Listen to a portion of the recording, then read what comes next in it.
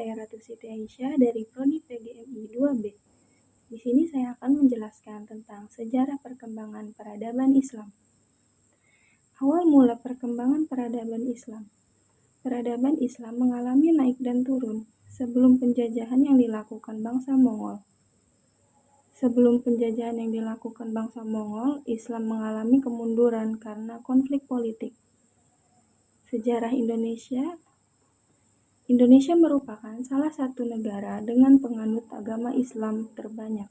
Sensus penduduk tahun 2010 menyebutkan 88,2% dari 260 juta penduduk Indonesia adalah Muslim. Kita itu seringkali menjadi konsumen teknologi, bukan produsen. Keilmuan di bidang humaniora itu penting, tapi tidak cukup. Diperlukan inovasi di bidang lain, seperti sains dan teknologi untuk memajukan peradaban, ungkap Guru Besar Universitas Islam Negeri Syarif Hidayatullah Jakarta ini dalam Stadium General dengan tema Masa Depan Peradaban Islam. Dikemukakan Profesor Aziumardi Azra Indonesia sebagai harapan peradaban Islam. Menurutnya, Indonesia memiliki potensi untuk mengembangkan peradaban Islam. Selain itu juga memiliki stabilitas sosial politik yang membantu perkembangan ekonomi. Keislamannya dinilai kaya akan peninggalan wasatiyah Islam, organisasi Islam, institusi pendidikan, pelayanan sosial, dan budaya. Dengan semua ini, di 2045, Indonesia dengan mayoritas Muslim menjadi representasi semangat etika Islam dan perkembangan peradaban. Tandasnya. Menurut Imam Jati, perkembangan ilmu dan teknologi informasi yang telah dirasakan tentu akan berpengaruh terhadap kebudayaan yang akan dibangun di masa mendatang. Sehingga peradaban yang akan terjadi di beberapa tahun ke depan mestinya juga harus diantisipasi dari sekarang. Kemunduran karena konflik politik, kontestasi fraksi atau partai-partai Muslim telah memicu konflik dan perpecahan. Kemudian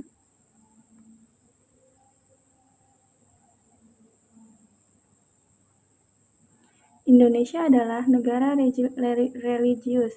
Sikap religius tersebut telah dimiliki oleh bangsa ini sejak dahulu, sebagaimana adanya kepercayaan animisme, kemudian masuknya ajaran Hindu dan Buddha yang disusul dengan datangnya ajaran Islam.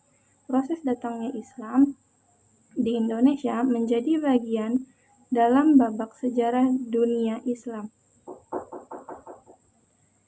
Pergerakan Islam dan nasionalis senantiasa jalan beriringan dalam pertarungan ideologi mengawal terwujudnya kemerdekaan dari tangan para kolonial.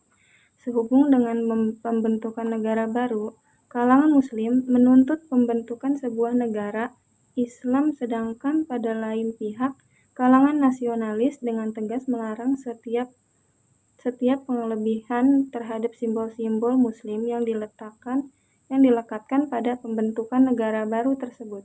Setelah Indonesia merdeka pada tanggal 17 Agustus 1945, ditetapkanlah ketuhanan yang Maha Esa sebagai sila pertama Pancasila.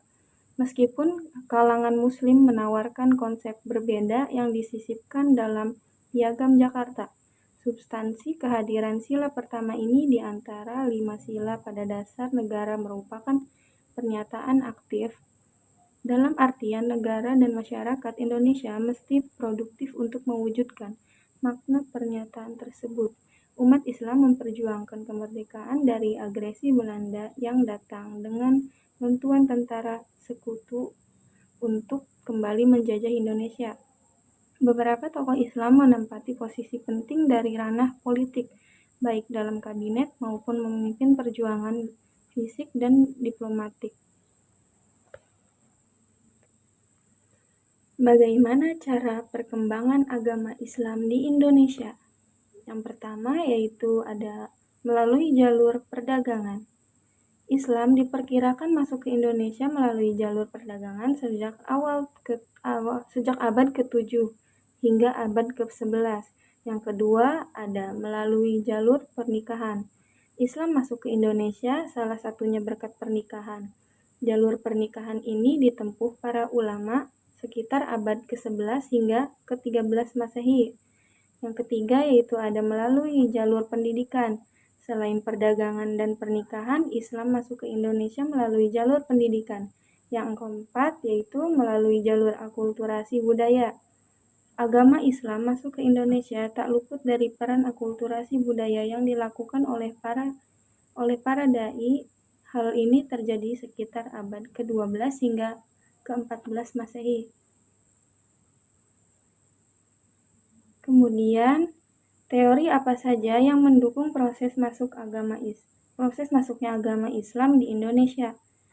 Ada 3 teori paling umum tentang masuknya Islam ke Nusantara, yaitu teori Gujarat atau India, yang kedua yaitu teori Persia, dan yang terakhir yaitu teori Mekah. Selanjutnya, apa saja yang dijadikan bukti bahwa agama Islam masuk ke Indonesia pada abad ke-7 Masehi.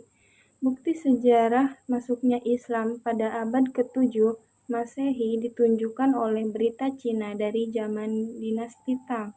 Catatan tersebut menerangkan bahwa pada 674 Masehi di pantai barat Sumatera telah terdapat perkampungan bernama Barus atau Fansur yang dihuni oleh orang-orang Arab yang memeluk Islam.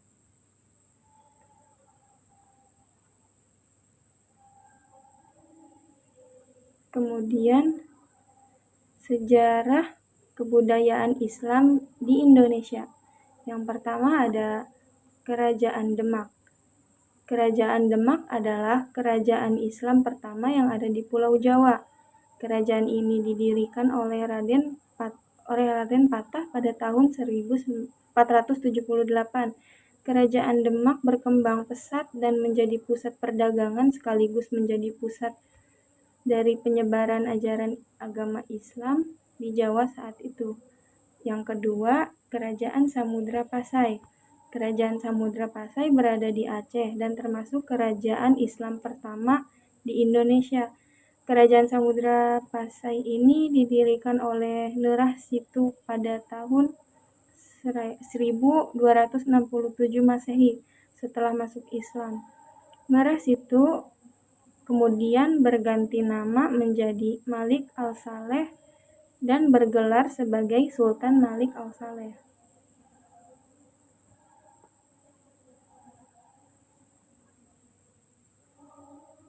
Dan yang ketiga yaitu Kerajaan Mataram Islam. Ada 2 kerajaan Mataram di Indonesia. Yang pertama adalah Kerajaan Mataram kuno yang berdiri pada abad ke-8 dan termasuk kerajaan Hindu-Buddha. Lalu ada Kerajaan Mataram Islam yang berdiri pada tahun 1586. Kerajaan Mataram Islam berada di Kota Gede, tepatnya berada di sebelah tenggara dari kota Yogyakarta. Kerajaan satu ini berdiri di sekitar aliran sungai Opak serta Progo yang airnya bermuara di Laut Selatan. Keraton Kerajaan Mataram Islam dipercaya oleh penduduknya sebagai pusat dunia. Masyarakat pada saat itu menjuluki kerajaan ini dengan nama Pusat Jagad. Di Yogyakarta, situs peninggalan sejarah Kerajaan Mataram Islam adalah Situs Kerto, Situs Pleret, dan Kota Gede. Meninggalnya Sultan Hadiwijaya atau Jakatingkir pada tahun 1582 membuat kota-kota di pesisir saat itu terus-menerus memperkuat dirinya. Pangeran Benowo yaitu putra dari Sultan Hadiwijaya rupanya tidak mampu menangani pergerakan kota tersebut.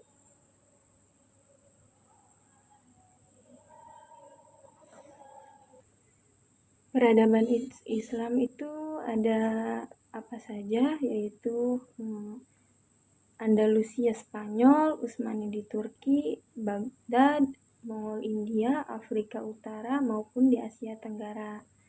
Nah, peradaban Islam dimulai sejak kapan? Pertama, sebagian sejarawan berpendapat bahwa sejarah Islam dimulai sejak Nabi Muhammad SAW diangkat menjadi Rasul. Oleh karena itu, menurut pendapat ini, selama 13 tahun Nabi Muhammad SAW tinggal di Mekah, telah lahir masyarakat Muslim meskipun belum berdaulat. Sejarah peradaban Islam yakni kejadian-kejadian atau peristiwa yang terjadi di masa silam yang diabadikan di mana pada saat itu Islam merupakan pokok kekuatan dan sebab timbulnya suatu kebudayaan yang mempunyai sistem teknologi, seni bangunan, seni rupa, sistem kenegaraan, dan ilmu pengetahuan yang maju. Ada juga faktor pendorong kemajuan Islam di masa kejayaan. Yang pertama ada faktor internal, konsistensi dan keistiqomahan umat muslim pada ajaran Islam. Yang kedua yaitu faktor eksternal, yaitu terjadinya asimilasi antara bangsa Arab dengan bangsa lainnya yang sudah lebih dulu mengalami perkembangan ilmu pengetahuan. Zaman kejayaan Islam 750 Masehi sampai 1258 Masehi adalah masa ketika para filsuf, ilmuwan, dan insinyur dari dunia Islam menghasilkan banyak kontribusi terhadap perkembangan teknologi dan kebudayaan, baik dengan menjaga tradisi yang telah ada ataupun dengan menambahkan pertemuan dan inovasi mereka sendiri. Adapun contoh peradaban. Berikut beberapa contoh peradaban di Indonesia. Yang pertama ada Inca. Inca adalah peradaban tertua di dunia terbesar di daerah Amerika Selatan pada saat era pra-Columbus. Yang kedua ada Aztec, yaitu suku Aztec muncul secara berbarengan dan menjadi pesaing utama bagi peradaban Inca. Yang ketiga itu Romawi, yang keempat ada Persia, yang kelima Yunani, yang keenam Cina, yang ketujuh Maya, yang kedelapan ada Mesir, dan 9 Sungai Indus, yang ke-10 Mesopotamia, yang ke-11 yaitu Lemuria, yang ke-12 Norte Chico, 13 Atlantis,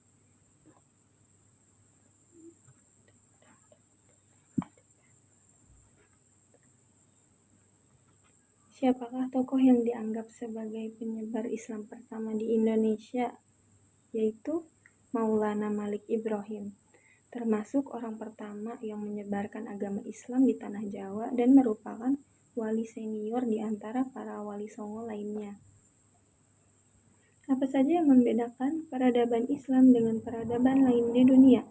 Di antara keunggulan yang membedakan peradaban Islam dengan peradaban yang lainnya adalah bahwa peradaban Islam tegak atas dasar tauhid secara mutlak kepada Allah, bahwa Tuhan itu satu dan tidak mempunyai sekutu dalam kekuasaan dan kerajaannya, atau asas wahdaniyah, yaitu ketunggalan. Dan yang menjadi perbedaan antara kebudayaan dan peradaban yaitu kebudayaan adalah suatu pola pikir, pola hidup, juga tingkah laku yang dijadikan acuan dalam penggambaran jati diri maupun ciri khas suatu kelompok tertentu.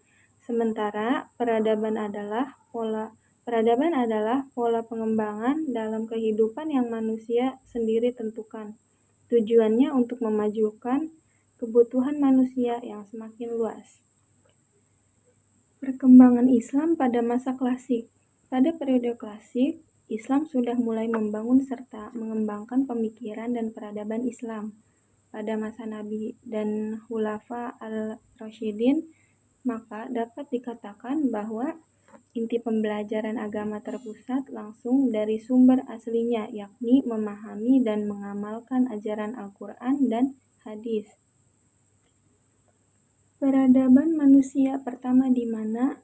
Yaitu peradaban awal muncul pertama kali di Mesopotamia Hulu, yaitu pada 3500 sebelum Masehi. diikuti dengan peradaban Mesir di sepanjang Sungai Nil di 3300 sebelum Masehi dan peradaban Harappa di lembah Sungai Indus pada masa kini merupakan wilayah Pakistan di 3300 sebelum Masehi.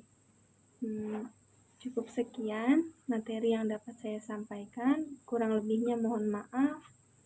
Assalamualaikum warahmatullahi wabarakatuh.